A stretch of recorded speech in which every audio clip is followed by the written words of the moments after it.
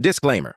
The following may contain depictions of violence or graphic senses. Viewer discretion is advised. We are introduced to two gods that are referred as the children of day and children of night. Since the age of myth, they have been sworn enemies and fought battles against each other. This feud has since been passed down to humans. While the children of day are viewed as heroes, the children of night are viewed as villains in this society. There's commotion at the bank. A villain grinning maliciously emerges from the smoke on a circus ball. The villain then yapping that even the villains rotting in hell dream of ascending to heaven. Police at the scene frightened. About to do a move, the villain spitefully says to the crowd of people, "Welcome to the Ralph Show." A cop yelling, "Everyone watch out." The villain comes down, crashing, impacting the surrounding area with his death ball. The villain revealed to be a rank A villain. Ralph the Clown, a summoner. Trembling, a cop attempting to shoot Ralph the Clown. Ralph, noticing, starts charging up an attack, while saying that people don't know their place.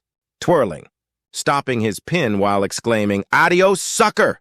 He hurls the pin and maliciously grins, causing a massive explosion. His lackeys in the bank robbing the place. The workers in the bank tremble and screech in terror. A villain demands, "Give me more money!" Then another shouts, "Want a hole in your head." A worker frightening tells them to spare his life. The lackeys ready to hit another bank. A school bus going fast comes to a stop, the bus being the getaway vehicle for the villains. The villains notice heading towards it. Ralph the Clown drops down towards the ground in front of his lackeys. Takes some money, excited like a creep about the money he is holding. He begins with his usual yapping about how he wants to build an amusement park suited for his clown as. The lackeys still heading towards the bus with a child and a woman. One of them tell the bus driver to open the door up. The door finally slides open. The villain mad, telling him why the bus driver took so long on opening the door. The bus driver yelling back at him that the door takes forever to open and that he is a fool. "Who is that?" The bus driver confused. "It's our hostage." "And who's the kid?" "This is the princess, the daughter of the governor." The lackeys managed to get both the wife and daughter of the governor, hoping to get a good ransom for them. The bus driver eyeing them. The governor's wife was rushed and fell to her knees, pleading to one of the lackeys to let her daughter go and that she is only a child. "Shut your mouth already." Continues to get dragged.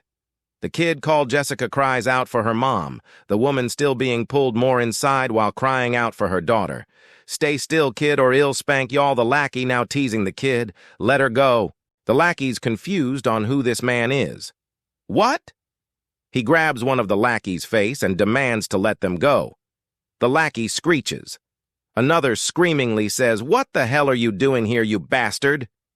The man turns. Once again, we are reminded that there are two kinds of people with special abilities.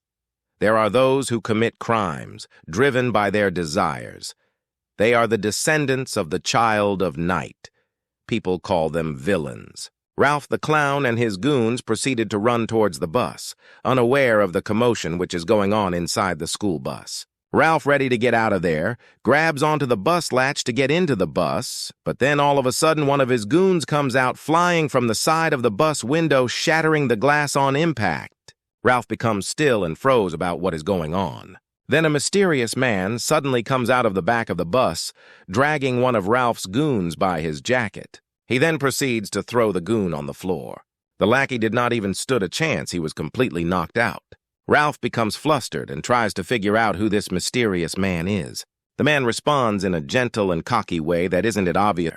Soon Ralph the Clown becomes terrified, realizing this isn't just a regular person, but a psycher. To be clear, a psycher is a descendant of a child of day in this world. Then it's revealed who this unknown psycher is. Rank S. He is a striker. His ability is fire. Cassian Lee also our protagonist of this world. Cassian grins, enjoying himself. It appears it is not the first time encountering Ralph, mentioning he hasn't seen him in a year. Ralph questions why he is there. Cassian takes off his earpiece so no one can hear what is about to go down, burning it. Now it's just him, Ralph, and his goons are alone, terrified of what is about to happen to him. Cassian fires up an attack, letting them know he won't be showing any type of mercy. In a city brimming with people, the news reporter mentions how there is an outcry to what the psycher did to the bank robbers, that he used excessive force, and how the Human Rights Committee officially sent a request to Lampus to punish Cassian Lee for his ruthless, violent acts. Lampus is the name of an international organization of psychers. Now in Washington at the Lampus office, Tuppence Schiller rank S is a psycher. Her ability is light, being that she is a mage. She also is the director. She begins to question Cassian if he is a villain. Cassian, getting frustrated, crumples his cup. Cassian, now pissed off, tells her how she could compare them to him. Tuppence Schiller fires back with what he did and how with his recklessness Ralph got away. Now the public has turned their back on them. Cassian tries to justify himself by saying how those bastards had laid their hands on a hostage. Tuppence Schiller explains that is the reason why he should have been more careful, that hostage safety comes first.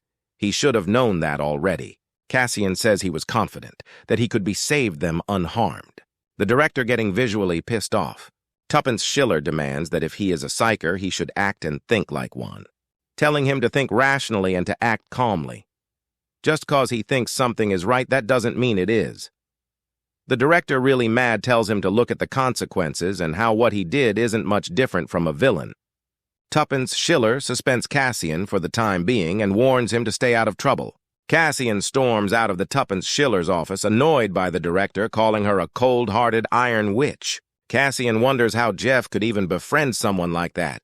Cassian, ready to get out of the building, gets a sudden phone call. The person calling is Jeff. Cassian, confused, why is Jeff suddenly calling, questioning him? Asks where he was at. Jeff said, Rhodes. Cassian, confused, yells, Rhodes? Is that in Greece? Shocked. Cassian arrives at Rhodes International Airport. We can see Rhodes is a beautiful major city. Cassian, inside a tea shop in Rhodes, mentions how nice it is there and should thank Jeff, thinking to himself that it has been a while since the last time he has seen Jeff, the last time being about 6 months. Cassian spaced out and remembered his past times in the orphanage, amazed at the animals moving and excited wonders if they were alive. Jeff says there are just dolls that he can make moves with his abilities. Still awed by his abilities, he tells him if he is going to be a psycher, where he can beat up villains and be on TV. Jeff is not sure. He thinks he is not good enough. Cassian, younger self, ensures he is wrong and he is cool. That was 2 years ago, after he was sent to an orphanage in the U.S., Cassian missing those days where he didn't have any worries. Some time later, the tea shop is now closed. The sun is starting to set. Cassian is still waiting for Jeff in front of the tea shop alone with no one on site. Cassian notices it's late already and not responding to calls, thinking something happened. Cassian! Jeff appeared from behind, hurt. Cassian still confused. Jeff. Cassian asks what has happened to him and if villains were behind it. Jeff flops down to his knees, not having strength, in a fragile state. Begins to talk about how he shouldn't have brought Cassian there. Cassian asks what he is talking about. Jeff hands Cassian a mysterious necklace. Cassian saying that's not important right now and that he is hurt real bad. He says he's fine, then coughs up blood. Cassian now visual concerned. There is no time. Get out of here. Screaming at Cassian. If not, he would be in danger also. Still not understanding, he starts to call an ambulance. Cassian notices something, looks over Jeff's head. A mysterious figure coming from the pitch-black shadows with a sword and white glowing eyes in all black approaches. Who is there? Jeff, terrified, and with the last bit of strength he has, shoves Cassian. Jeff glares at the black figure, now sprinting toward him. With his sword, slashes neck right off, falling back. Cassian, in a state of shocked, seeing his friend head detaching from his body, his head in front of Cassian on his knees, traumatized, not being able to comprehend what just happened, calling out his name. The figure dashes on top of a roof, escaping. Cassian, mad, starts to chase the person who just beheaded his friend. Cassian followed the killer to a coast of the ocean. It was dark. The moon was bright. Cassian, finally catching up to the killer, exhausted. You bastard! Did you do it for revenge, or did someone pay you to do this? Cassian, not caring what the reason it is ready to fight, begins to charge up his flames, stating he will fry him where he stands. The unknown person told Cassian that he is talking with his foul language again. Cassian shocked. "Jack?" Turns out the killer was an other psycher, a rank S. He is a knight, his ability physical, so like combat and strength. Cassian still wondering why Jack has killed Jeff, shaking with anger. Jack stating he was merely taking out a traitor. Cassian not sure what he's talking about. Another person comes behind, confirming Jeff is a traitor. The woman claiming that Jeff has killed one of them and have proof of it, even Lampus leaders know of it. It is another pisker from Lampus. Her name is Lyra, rank S, a mage with the abilities of ice. Jack mentions that Cassian is also a suspected of treason. Questioning Cassian when was the last time he spoke to Jeff, glaring at him, and to tell them what exactly they were talking about. Cassian says Jeff was working as a psycher for more than 10 years, and he has not killed a single person. And you are saying he killed a psycher. Lyra reminding there are 2 other top-class psycher. And to not do anything rash, Jack telling Cassian you're a psycher, so act like one. And this is his last warning. Cassian smirks and says, "Yeah, you're right. I am a psycher, so I should act like one. Rational and calm." Cassian with bloodlust, now looking to kill them, starts dashing towards Jack with his hands being on flames. Jack quickly pulls out his sword with his right hand, throwing out a slash. Both face to face, Cassian lands a power blow with his right fist. Jack blocked and jumped back. Sword on hand, it began to glow blue, and used a technique called Shadow Sword, making 6 other sword appear. Lyra joins him in the battle with her ice, prepares a cold blast. Cassian ready to take both of them on. Jack and Lyra both firing off their attack hit. Cassian taken back a little, then dashing towards, then to attack. A loud bang was heard, nearly missing Cassian's head, but hitting his torso area. Cassian in pain flops down to his knees, realizing the other psycher was a sniper. Lyra telling Cassian to surrender or the next shot will go to his head if he doesn't cooperate. Cassian with his crazy ass tells them to go to hell, firing his hand up, attacking them with his technique called Hellfire, causing a massive explosion, sending Jack back and making Lyra block. Cassian began to ran it, using it as a distraction. He jumps off the cliff onto the ocean. Another loud bam, he got shot midair. He falls towards the ocean below, splashing into the ocean. Cassian was slowly losing blood while sinking to the bottom of the ocean. Cassian in his thoughts not wanting to go out that way, wanting to at least get revenge. The necklace begins to light up and glow. At a bathroom now, we see a kid in a toilet about to die because of some bullies. The bullies, like the cowards they are, flee the scene. The water bubbling with the head inside the toilet.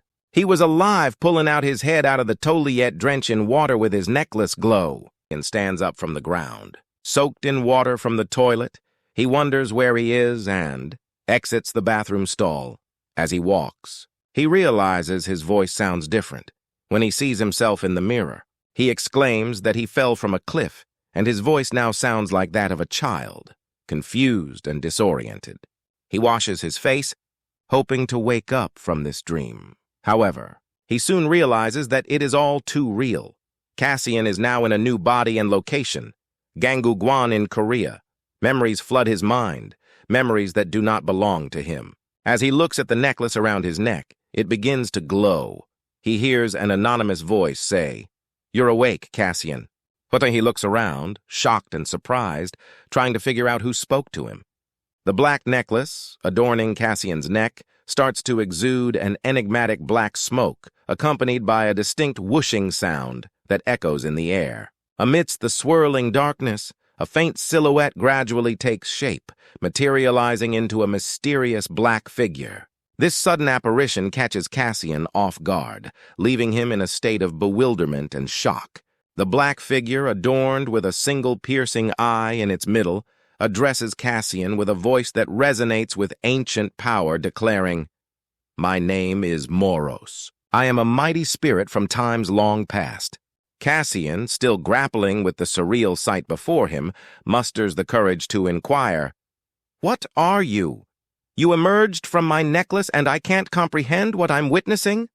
Moros, unfazed by the query, responds with a cryptic grin, "I am not a mere what? That's beside the point. You must have countless questions, and I sense your curiosity. Don't you want to know? The eerie eye in the middle of Moros's form fixates on Cassian, creating an unsettling stillness between them. Outside the school, Cassian finds himself engaged in a questioning session with Moros on how Moros brought him back to life. Moros, seemingly exhausted from repeatedly explaining his actions, reflects on the countless times he has reiterated the same information. Despite the weariness, Moros, with a touch of humor, acknowledges Cassian's Korean by saying, "Your Korean is pretty good." This prompts Cassian to share a personal story, revealing, "I used to live here before I was adopted." Inwardly frustrated and going on with what is happening, Cassian reflects in his own mind, "Damn it. I died and then came back to life. This doesn't make any sense." As the realization slowly dawns on him, Cassian is left pondering. Moros says, "Jeff gave me to you, remember? He did it to protect you." Cassian responds, looking towards Moros with surprise. "To protect me." As the realization sinks in, Cassian reflects on Jeff's words, wondering in his mind, so what was Jeff aiming for? I remember he was searching for some kind of sword, pondering the details. Moros, sensing the curiosity, speaks ominously. It is a sword called Mark, the Sword of Annihilation. An ancient sword, crafted during the War of Myth a long time ago. Cassian asked Moros how he could know what happened a long time ago. Moros claims it's because he's a mighty soul from ancient times. Cassian not buying it, thinks it's all nonsense. Moros tells him to listen and learn if he doesn't know anything.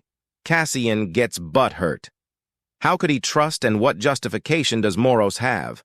Moros explained that he had to sacrifice half of his power to bring Cassian back to life. Sacrifice? I don't believe that either. Cassian didn't believe anything. Since his is slow in the head, apparently. Cassian looked through his phone and something caught his eye. A news report claiming he killed Jeff. The news reporter said he had become corrupt and was supposedly taking money from villains to do favors, and Lamps caught wind of this, sending Jeff out to take care of Cassian in a secret operation, successfully killing him. But in the process, Jeff was killed by Cassian. Of course, this whole story was fake and made to look like Cassian the bad guy and covering up both Cassian's and Jeff's death. Cassian was modified and furious, denying the accusations, knowing the story was manufactured. He accused others of framing him and making it look like he killed Jeff, his best friend. Cassian, in his frustration, started to transform. His eyes glowed, and there were loud flashes. He transformed into a different half-being, not sure what was happening and confused about what he had become. His fingers took the shape of claws, pointy with agile edges. He held his face with his monster hands. Huh! What the hell is this? He looks down at his hands, unsure of what he has become. Meanwhile, in a little alley near the school, 3 thug school kids hang around, chatting about how some kid is taking forever. The guy with purple hair tells them to stop whining, and the person they're waiting for will arrive soon. Both the nerd kid holding the bat and the blondie aren't patient. A big nerdy kid starts to run up to the 3 thugs in the alley, holding a black bag, exhausted. "Look at him run. Pathetic loser," said Scarface. The other kid with the banana cut agreeing with him. Scarface asks, "Did you go check?" The big nerd responds, "Huh, oh yeah, but there isn't anyone in the bathroom." Both Scarface and the blondie are shocked. The nerd with the bat asks the big nerd if he's sure that he didn't see anyone. Also, if he saw any police or ambulance. Banana Thug gets mad since the nerd with the bat said he died and that he wasn't breathing. The bat kid was sure he was not breathing. He checked himself. Scarface tells the big nerd to leave, snatching the bag from his hand. The Banana Thug is still pissed off since the skinny nerd got him freaking out over nothing, and it's his fault. "Enough," says Scarface, expressing relief that the loser didn't get killed. The blondie asks him what he's going to do about him now. Scarface, slurping his juice, tells him he's going to screw him over again. From a bird's eye view we see Cassian chillin' on a wall atop a building with Moros in front of him. Moros, being a little shit, says, "Oh, so you decided to come up here and hide, huh? Smart move, Cassian." Cassian, getting tired of his shit, says enough of your crap, and to tell him why he became a villain in the first place. Moros, with a devious grin, dismisses Cassian's temper. Moros begins to tell Cassian that he was meant to originally die, but now that he returned to life, he alternated his destiny, and that the real Gango, the body he is in right now, was supposed to be reborn as a villain, which had the potential to bring the apocalypse pretty much. Cassian, when he heard apocalypse, was devastated that this fate was brought down to him since he was brought back to life. In disbelief still, he realizes the deep shit of the role he got put in. Cassian, going a little crazy, start laughing like, ha, ha, ha, I used to be a top-class psycher and now I'm a villain. Cassian, speechless and shaken, contemplating the gravity of what he must now become, knowing he can be capable of mass destruction. In a fit of rage, Cassian smashes the wall, yelling why Moros brought him back. Cassian acting like a little ungrateful bitch right now. Moros tries to calm him down and tells him to control his emotions. Cassian tells him to shut up. Moros begins to explain that villains are born beyond reason, driven by powerful desires, and that he should be feeling the malicious intent deep in his mind. Cassian reluctantly acknowledges the truth. Moros ensures that he can control it for the time being, but fears that his growing rage may become uncontrollable, and not even he can do anything about it. Moros concerningly tells Cassian if that happens, stop. Enough. So am I a villain then? In that case. Moros, trying to encourage Cassian, says, you must live on, and that's what Jeff would have said to him right now. What? Moros reveals that before Jeff saw him again, he regretted involving Cassian into this and that he knew his death was near but didn't choose a way out of it, but instead give the last hope of survival to him. Jeff sacrificed himself, placing his last hope in Cassian's hands. Cassian, disappointed, contemplates Jeff's sacrifice. A few minutes later, I assume. Moros, mocking, says, you're calm, well done. Keep it that way. Cassian, pissed off, tells him to stop bossing him around. Moros says, oh, well, have your way if you don't want to go back to your human form. Cassian, with his sorry-ass self, finally says he will. Hey! Cassian calls out to Moros, and he gets annoyed, saying, I have a name. I'm Moros, the mighty soul. Cassian responding, just what are you? Stop bullshitting me. All that mighty soul stuff. Moros grins and says, do you want to know? Cassian pretty much says, well, no shit. Why would I ask? And also, if Moros can bring back a person back to life. Moros cuts him off, saying, you'll soon find out once you find the Sword of Annihilation with me. Cassian responds, huh. That again, that sword thing, the Sword of Annihilation. Is it linked to Jeff's death? Moros responds, yes, I am sure of it. Someone else on top of the roof yelled, hey, loser. It is Scarface and his two other goons. Look who we have here. The bastard lives. Scarface smirks like a psycho. Cut to the school building. A few girls are looking at what appears to be something amazing. Oh my, he's so hot. My God, he's even hotter in person. We hear girls mumbling and talking about how hot this dork is. I can't tell, because I'm not gay. It is trainee psycher Uchan Kim. His rank is unknown. He's a striker and his abilities are fire. His phone starts to ring, buzzing. Somebody's calling him. It's one of his colleagues. Hey, Sionbei, what's up? Oh, that? They're chattering in the background. Something appears to catch his eye. Looking out the window. I'll call you back later, ending his call. Appears that he noticed the little commotion going on top of the roof with Cassian and the thugs. The three thug kids standing in front of Cassian. Cassian just looking and chilling. Recalls that these are the kids who beat up and killed Gango. He glances at Moros. Oh, don't worry. Other people can't see me, ensures Moros. What the hell, you bastard? You really freaked us out back there, you know that, said the blonde kid, pointing his finger at Cassian. The nerd kid seemed relieved. Scarface says, Gango, don't you know the drill? Slides out a little cig of the packet. You wake up, come straight back to us. What are you doing hiding all the way up here? Looking annoyed and pissed off. You done yet? Cassian said coldly. The three thugs were surprised, staring at him. I'm in a real bad mood today. Beating up kids isn't really my thing. But I'll make a little exception for you couple of thugs, says Cassian, cracking his knuckles. Moros warns Cassian that even in his human form, he is much more stronger than the average human. and that if he doesn't control his power, he might catch 3 bodies pretty much. I know, said Cassian. Ha! What now?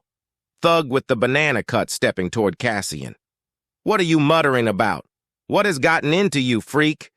Crazy to say when he got on that hair. Cassian just glares at him. Banana Hair glancing back at him and gets pissed off because he's not intimidating enough. What the hell are you looking at? Says as he goes to smack Cassian with his hand. As he does, he gets hit so hard. Didn't even notice. It was a clean hit with Cassian right hand. The nerdy kid with the bat and Scarface. Not sure what just happened. Cassian ready to get down with somebody else if they try him. The banana dude flopped down to the ground completely knocked out. Scarface in his head. What the hell? What did that loser just do right now? Son of a... I'll kill you, bastard, as nerdy kid with a bat starts rampaging like a furious rhino toward Cassian. Of course Cassian sees him coming with all the yelling the nerd is doing. He leaps towards the thug, blocking the bat with his bare left arm, and with his right throws a powerful jab, unfazed, spending the bat flying off the thug's hands and the thug crashing into the pavement. Scarface stunned, dropping his cig from his mouth. They're both out cold, both knocked out, said Scarface. Cassian shoots a disapproving look at Scarface. Cassian, trying that talk no jutsu, says, "Don't you feel guilty?" Bullying other kids, Cassian starts stepping calming towards Scarface. "What, cat got your tongue?" says mockingly, continuing to approach Scarface. Unfazed." Scarface smirks with a defiant expression etched on his face, looking like the Joker. "Huh, guilt? What's that? You gotta be kidding me! Trying to act cool, are ya? You freaking loser!" Scarface, not caring about his action he has done, hysterically laughs. "Feeling cocky over beating up those 2 weaklings, are ya?" Scarface continues to mock Cassian. Cassian, aware that Scarface needs to understand the gravity of his actions, sternly declares, "You need to be taught a lesson." His gaze intensifies as he locks eyes with Scarface, a determined expression on his face. Cassian's fists are at the center of this resolution, almost glowing with an unseen force, symbolizing the power behind the lesson he intends to impart. The atmosphere grows tense as Cassian makes it clear that his fists would be the instruments of teaching. We start at the rooftop with a bird's-eye view. Cassian is sprinting towards Scarface. Scarface putting up his hands, preparing for what's about to come. Raising his hand, ready to hit him with his right. Cassian ducks the jab Scarface threw at him. Then Cassian hits him with a left. Scarface's eyes turn white, his head throwing back. Cassian, not done yet, goes for a right jab, hitting him right in the stomach, leaving Scarface gas without air. He held his stomach from the pain. Cassian looked down on him like a little dog. He emphasizes if he feels guilty, Scarface being a little bitch, tells him to go to hell and that he's a bastard as he's holding his stomach like a pathetic loser. Cassian realizes his lesson hasn't sunk in yet, and if he holds back, he won't get taught his lesson. He looks at him with his eyes that are sharp, daggering eyes. Scarface looking like he has a cold with a worried expression. Someone approaching says, "Don't you think he had enough?" It's U-chan, the one that saw the commotion from the other building. Scarface is in a city with a top shot of a blue car going 60 miles. Some people are talking about how a villain that goes by Buster likes to make bombs explode and likes to watch them, and that he's ridiculous for it. Also, that he snuck into Korea 2 days ago and was sighted at Godam earlier that day. It's Yu-chan's talking. He continues by saying that he's responsible for 102 deaths and injuries, and he's been busy. There is a guy chomping on a sandwich. It's Psycher B ranked Daewon Lee, he's a knight. And his main ability is physical. Daewon says close combat isn't his specialty, but making bombs is, which is a pain in the ass. He keeps on dissing the villain, mentions that he's a piece of work, and way too outrageous. As he chews his food, Yu-chan all serious says, "We must obliterate all villains. They can't control their desires or emotions. They're criminals and a danger to society." Lee tells him that he gets all serious whenever he talks about villains and he needs to chill out.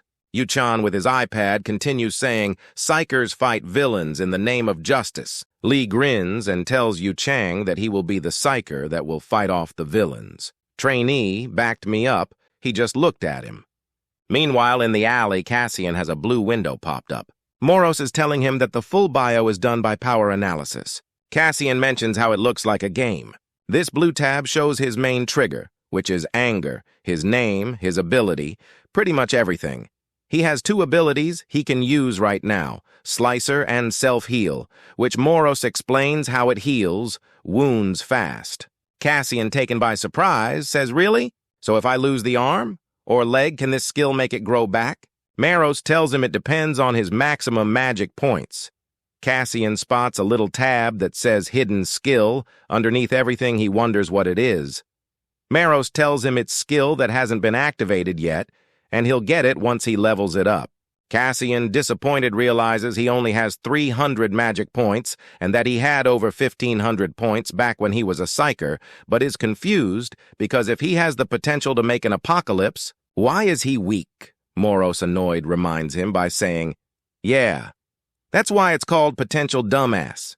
Don't humans always say no pain, no gain? So if you don't try hard enough, all that potential will go down the drain." Cassian continues to ask his questions about power analysis if he could use it to see other people's powers too. Moros says, of course. "But I could only use it 3 times a day." Cassian asks, "What happens if he uses it more than 3 times?" Moros already tried that with Jeff, and it could cause an overload and he'll fall asleep for half a day. Cassian looks at him, looking like his plotting tells him, half a day. Moros is a little worried. Sometime later, Moros tells him to test out his main skill first. Cassian is not sure how to do it. Cassian asks him if it's like a video game where he shouts out the name of the skill. Moros says picture what a shadow slice would look like. He throws up his hands. A giant sharp object just drags down through the floor like slice through it. Whoa, it worked. Moros shocked since it's the first time this dumbass bitch finally did something right. Something popped out of the shadow, huh? I could touch it too. It's a shadow, but it feels like a real sword. Noticing it feels pointy. Moros thought it would take him a whole day to use this skill. But no, he got it right away.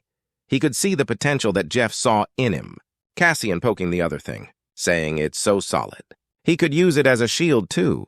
Moros says the pants. Villains can design their own outfits and weapons. Cassian already knows that, of course. But no need to rush, so I guess this will do. Moros, disappointed with the fit Cassian chose, implies that he sees fashion isn't one of his skills, and Cassian tells him to shut up since he got butthurt. A long time after the sun setting now behind the buildings. "Where are you going? It's getting dark." Moros confused. He doesn't even got a home. Cassian tells him he's going to Gango family and his parents are gone. But his sister Liz is alive, but he lives with his sister, so I think he's going to sleep over.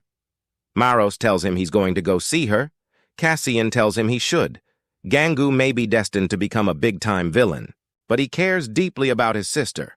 Moros tells him if he feels guilty. Cassian shouting and scaring the couple, probably thinking he has problems. "Of course, didn't you say he's dead because of me?" Boom. An explosion occurred. Cassian looked to his right. It's a building erupted in flames. Smoke all around. People were running away from it, screaming for their lives. Cassian, not sure what's going on, looks at the building. The building is crumbling and rumbling. The people say it's a villain and it's all over the news. Little kids screaming. Mom just dragging them. Oh no, the villain took his mother and child. One says to call the police. Cassian, hearing that they took hostages. He quickly turns. He dashes. Moros screams. Cassian, wait. Cassian, not paying attention, man's locked in, keeps on sprinting towards the building. Moros catches up, telling him how it's not just some punks, it's a villain and they're beyond human. Moros says you were once a psycher, so you ought to know it's forbidden for villains to attack their own kind. Cassian, realizing he's right unless you have a good reason to attack. That is an old grudge or unresolved business. Now that he's a villain, it won't be any good to messing around with other villains. He would end up making an enemy out of all of them before even getting a chance to take revenge on Lampus. Cassian stops himself in front of the building. Takes a look at it, then say so be it. Cassian wants all the smoke. Moros was shocked. Not sure why he is shocked, it's the kind of dumb shit he would do. Cassian proceeds to go in the building. Moros still trying to stop. Cassian, if you're gonna do this because you used to be a psycher, Cassian shuts Moros up by saying this has nothing to do with that. They took hostages, a mom and child, that's why he's so pissed. He can't turn a blind eye to this. He got too much empathy as he looks at Moros. Moros has a flashback. He has a hot temper. People think he's out of control, Jeff talking to Moros. But Cassian has a kind soul and the warmest heart as he pops out a picture of him together. So I trust him. Jeff looks to his Moros. Moros emphasizes that he chose Jeff and that Jeff chose Cassian. Cassian making his way upstairs as fast as he can. If Jeff insists, then Moros is on Cassian's side. Moros tells him to transform and that he has his full support. In a building engulfed in flames, toys scattered around, broken and glass shattered. We hear people talking. Please, please don't do this. It was the two hostages that Cassian heard about, tied up with some individual squatting in front. Somebody was playing with what seemed to be a bomb. They're there now. Please don't cry. A sadistic man. The two trembled in fear. I only want us to have fun together, so don't you cry. Say cheese. Give me a big old smile, would y'all? Just like mine. It was Blaster. The villain that everyone was talking about, he's ranked C. His main skill is Burning Romaner. His class is Fire. Meanwhile, in the gas station, it is Daewong's sick-ass car. Yu-chan just chilling, leaning on the car. He looks at his arm, remembering the fight and how he got hurt on his arm. He says, it's true. I let my guard down, but still. Shit. I shouldn't even get hurt like that. I don't even know his name. His phone starts to buzz. He picks it up. Yu-chan here. Yu-chan is told some important news and gets astounded. Daewong just talking to his bitch. Sorry, babe. I'll make it up to you next time, okay? I promise you're the best. I'll call you later. Love you. Yu-chan is still on the call. He went to the toilet, but he's back now, talking to a person on the phone. Have you ever seen such a thing? Fireworks exploding in a rainbow of colors in pitch-black sky? No, responds the little boy. He is petrified. Oh dear, you've never witnessed such splendor. How tragic is that? Creep ass. But don't be too sad, sport. He grabs his cheek. 'Cause I'm gonna show you something even more resplendent. He looks at his soul. The kid looks like he about to shit himself. The devil himself looking ass. Your beloved mommy's flesh and blood. The sicko strapped the bombs to the kid's mom. Crazy-ass maniac. Bursting into pieces together with the fireworks. How marvelous. The kid was bawling his eyes out. The man was enjoying it so much, man. He was feeling sexual. Oh, how exciting. How thrilling. I can't wait to see. Now, how shall we start with her arms? No. Shall we start with her legs? Jesus, look at this sicko. Damn. But we'll save her head as a souvenir so her chest and neck will be last. Guy gets cut off by a loud boom. All of them look to the ceiling. The psycho looked with a malicious grin. It must seem we have a guest. How lovely. Man, trap the whole staircase. Don't be shy. Come out and play. Powering up some charge with his hand. Gladly responds Cassian, bursting into the window behind him. Dashes towards him. Hits him right in the face. Catching him by surprise. Sending him flying. He's a plane. He was airborne for a whole night. Looking like he got taken out in one hit. He turns, looking at the hostages. Moros ensuring him that they're fine. Cassian bomb, yelled out Moros. A bomb was strapped around Cassian's chest somehow. The bomb began to activate. Both the hostages and Moros freaked out, sprinting as fast as he could, trying to run away from them as far as possible. Silence. Kaboom! Ah! What was that, an explosion? Where are the cops? The psychers. The people below yelled their concerns. I don't know why the hell they're still there, looking towards the explosion. We hear someone coughing. Building's a disaster. Smoke all around. Crumble. Building had pretty much been dusted. Blaster standing finally up from his flight. He chuckled. He didn't even knocked, grinning sadistically. I don't know who that was, wiping his face. But he's incredibly rude. Such a party pooper. I could have welcomed him with a more splendid display of fireworks. Such a pity he's gone so soon. But no matter. He looks at the two hostages he still has, charging up his left hand. Another bomb, I think. I can still get my fill from you. The main attraction begins to power up. created a bomb from thin air, begins to throw it. Wham, slashed. He looked, fucking arm got cut down. Straight like that, man, holy shit. Bomb fell with his arm falling towards the ground. He held his arm like that would change anything. All was heard were bloody curdling screams like a dying animal. Someone sprinted towards him. Who else could it be but Cassian? Back from the dead. Snatches him. Slams him in the ground. Badass Cassie with the crazy-ass move blaster still trying to charge that lil bomb. Cassie grabs his hand. Oh no, you don't. Once bitten, twice shy, you bastard. He grabs his hand with his left hand. He's about to sock him with his right. Son of a... Doesn't even get to finish his sentence. Smack right in the face. We can hear pounding and bashing echoing through the building. Bam, bam, bam, pow, pow, bam, slam. More! More! More! Screamed out Cassian with bloodlust. Moro yelled out Cassian. Moros yelled Cassian! Once more. This time Cassian snapped out of it and stopped bashing the unconscious, nearly dead, or if not dead, villain. Finally you could hear me said a glowing eye Moros from the back. Cassian catching his breath. In his head he was thinking, damn it, what did I do? Not sure what he has done, looking down towards his hands dripping with blood. You lost control of yourself just now. Your anger got the best of you. And you lost yourself if you hadn't regained your senses. You would have become a full-on villain consumed by your desires like the rest. Enough, Cassian commanded. Damn it! He smacked himself in the face. He bit his teeth. He stood up, Moros making sure he's all right. Since the explosion earlier, Cassian says he's fine and that he should tend to the hostages first. As he makes his way to the hostages, both of them are still tied up. Both Cassian and Moros stood dumbfounded. Both of the hostage looked even more terrified, trembling more than they were before. A little while later, 12 outside. Blaster getting carried out by paramedics. Daewon on the phone with higher-ups informing them. Yes, the mother and child are fine. We should investigate further. But for now, it looks like some villains were fighting over their territory. The cops and investigators scoping out the aftermath. Daewon still on the phone saying we talked to some witnesses, but we haven't identified the other villain yet.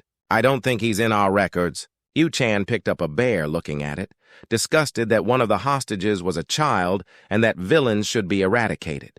Some chit-chatter from the cops saying, heard it was a villain who saved the hostages. Oh, that bullshit. Yeah, I heard that too, but a number of witnesses are saying the same thing. Yu-chan says I'm sorry to butt in. But what you just said now, who? Yu-chan named is called out. Daewon tells him, check the surveillance in the first floor and he would be down there in a minute. Yu-chan agrees.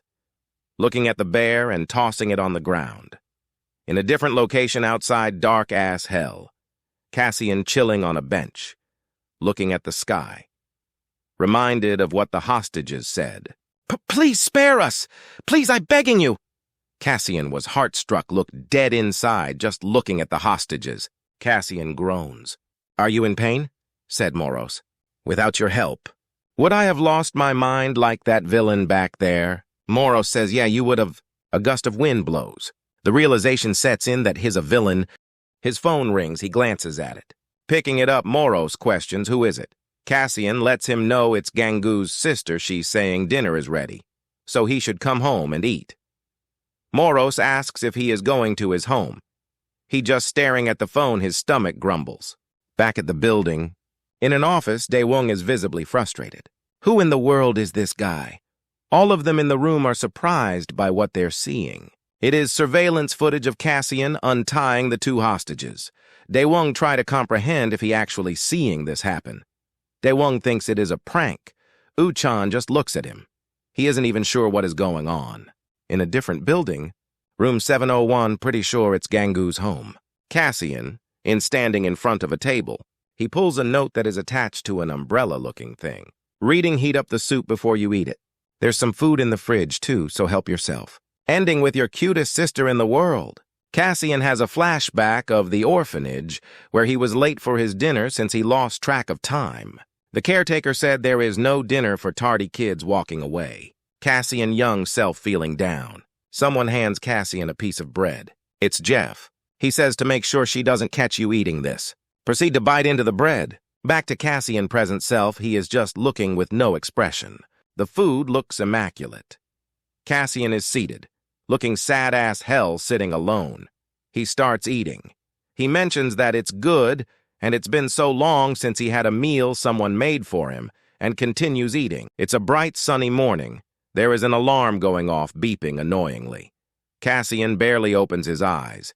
He is just lying on the bed, looking like he woke up from a nightmare or something. He continues to stare at the ceiling, just thinking to himself. At the restroom, Cassian is brushing his teeth. He still mentions that he's not his real self, and that he still somewhat can't believe that he has to live as someone else. While looking at himself in the mirror, he thought he would feel better in the morning, but he was wrong. And if he could, he wishes he could turn back time, for some reason. Moros appears saying good morning to Cassian. Cassian sighs with a little temper, says, "What's so good about it?" He is now getting ready to head outside, putting on some shoes. As he reaches for the door handle, someone from behind him says, "Off to school? It's Gango's sister." Continues saying, "You should say bye to your sister Gango." Getting a little upset. Her actual name is Yuri Guan, which I will be saying from now on instead of Gango's sister. Cassian in his head is freaking out, thinking it's awkward seeing her. Well, responding to Yuri if he ate breakfast. In Cassian's head, he's debating whether or not he should tell her that he's not her real brother. Yuri says, "Oh, right," as she reaches for something. She hands him a debit card, saying that it was the debit card he has been asking for and that she put an allowance in the account not to waste it. Cassian is confused on why she gave him a card. All of a sudden, when he takes the card, memories from Gango begin to flood in and remember what happened prior. It's Gango speaking with Yuri. Gango timidly asks if he could get an advance on next month's allowance. Yuri says it hasn't been even a month since his last monthly allowance. Gango says, "Well, yeah, but." Gango remembers how the couple of thugs told him to lend them some money, pretty much robbing him. But since he is a little bitch, he says that he lost his wallet. Yuri says, "Okay, anything for her brother." Gango says, "Thank you." Relieved, she said yes. That's when she says that she will make him a debit card. Gango doesn't even know what a debit card is confused. Back to the present day. Now knows why he got a debit card, says thanks to Yuri, still feeling awkward calling her that name, and that he won't waste it. Yuri says, "Okay, see you." When Cassian is about to leave again, she yells, "Wait," telling him that he looks kind of different, causing Cassian to flinch thinking he got caught. But she goes on to say, "Oh, it's your hair," and that he looks so much better, and that she told him to trim it, but Gango never listened. She wonders what made him change his mind. Still not knowing it's not Gango, Cassian kept playing along saying he just brushed it a little, and that's all. Yuri, making fun of him, taunts him by saying, "Oh, you have a girlfriend now?" Cassian waves his hand, walking towards an elevator getting out of there. At the front of a school, people talking and hanging around in a classroom. The students are all worried and stunned, looking towards someone, talking about somebody who got hurt and just chatting. It's one of the thugs, Cassian, beat up on the rooftop. Blondie is on this phone looking irritated. Finally snapping, says, glares at a group of students, making them turn away, and proceeds to scream at everybody saying, "What are they looking at?" Everyone turns away shaking. Blonde boy blames Cassian for why everyone is talking about him. He gets grabbed by someone on the shoulder, making him turn back. It is Cassian, blonde boy, who looked like he shit himself. With a cold expression, Cassian said, "Where's my seat?" "The blonde boy isn't so tough now, man." Cassian got his bitch ass sweating and stressing. Blondie points towards a seat, stuttering like, "Ha-ha, oh, over there." Cassian walks towards his seat, leaving Blondie shivering. Cassian throws his backpack on the desk and sits looking cool as hell. Moros appears looking back at the Blondie, saying that he is drilling his eyes into the back of Cassian's head. The blonde boy calls him a bastard in his head since he is a little bitch and won't say it to his face. Moros overhears chatter about how a villain attack that happened in some kid's neighborhood. Cassian also overhears this conversation. The kids continue by saying, I was there, dude. I saw it for real. Villains were fighting and shit. It was totally bonkers. The two others were amazed. Moros says, "Oh, I think they're talking about you." Cassian is no longer interested and continues to look through the phone. The three kids now talking about how there's a serial killer from a while back and that a high school girl was killed, making one uneasy, saying he saw it on the news where it said her limbs were taken and his blood was drained. They agree it was the work of a villain. One of them hearing it was a villain named Driver, catching Cassian's attention once more. Both of the kids were amazed to hear this revelation. One of them added that the ruler of the Vil Zone in Gadam. The Vil Zone is pretty much an area controlled by villains. Cassian questions if there was a Vil Zone in Gadam. They're still talking about how Driver did it for an experiment he was doing. The kids freaking each other out, wishing villains would drop dead. A little while later, seems to be outside of school or a different location. Somebody laughing saying you got beat up by some loser. It's Scarface and his buddy named Daegu. Scarface says enough to stop laughing and getting irritated. His buddy keeps on egging him on says the guy who got beaten up by some wimp. Scarface tells him he is out of line for saying that, pissed off. Dog playing with him says it was just a joke, putting out his cigar, saying if he wants to get him back, with some crusty-ass lips, buddy don't drink water. Scarface hands him an envelope, saying yeah, and he needs payback. It should be enough with what he got in that envelope. Nerb with the glasses observing thinking to himself, Daegu has been friends with Scarface since childhood, but he doesn't want to get involved with him, since he is bad news. Daegu is happy as hell with the money he got. He puts his arm around Scarface's neck, saying, "What are friends for? Friends look out for each other and tell him which part of the wimp he wants him to break, or if he wants him to kill him." Looking like a crazy-ass maniac. It's a sunny day with a loud school bell ringing. The school hallway is packed with people chattering. Cassian is walking and someone approaches saying if he got a second. It's Yu Chan. He says that he doesn't know his name, but how is the cut that he gave him the other day? Cassian points to his cut and says, "It's healing." Moros gets hit with a revelation. We see what happened prior. Cassian in a restroom stall tapes a bandage to his face where he got cut. Moros questions him why he needs a bandage if he's already healed. Cassian replies, saying that if he bumps into the psycher again, he might suspect something since his cut is gone so soon. Moros thinks Cassian is pretty smart to come with that up. Cassian asks what he wants and if he's going to charge him for the bandage or something. Some individual is spying. Uchan seems to notice but continues to say, "How about I give you something else instead?" Cassian shrugs it off, says, "Forget about it," and turns away, walking away from him. Uchan asks for his name. Cassian says, "Gango Guan," waving by while walking away. Uchan makes sure to remember the name Gango Guan. Outside of school, Cassian is walking. He says, it bothers him. Moros, trying to get more context, says, "Do you mean the psycher back there?" Cassian stays silent. Cassian being silent makes Moros think he's right on the money. Cassian talks about how Uchan Kim is a flame user, that he is tall, good-looking, gets good grades, and is pretty much a model student. Uchan seems to be a promising psycher with his heart in the right place. Moros weirded out by all the glazing going on. Cassian says that's what he's read about him in the internet. Moros goes along with the glaze saying he's Mr. Perfect, then says, "What about it? Are you jealous of him?" Cassian responds saying the top-class psycher he looks up to is Cassian Lee, flame user, just like him. Oros gets hit with a realization. "Oh, so you're his role model, aren't you?" Cassian wonders if he's so talented. Why would he go to a school for ordinary school kids? Something catches Moros's big-ass eye. Two people peeking around a wall. Seems to be a nerd and the blonde boy.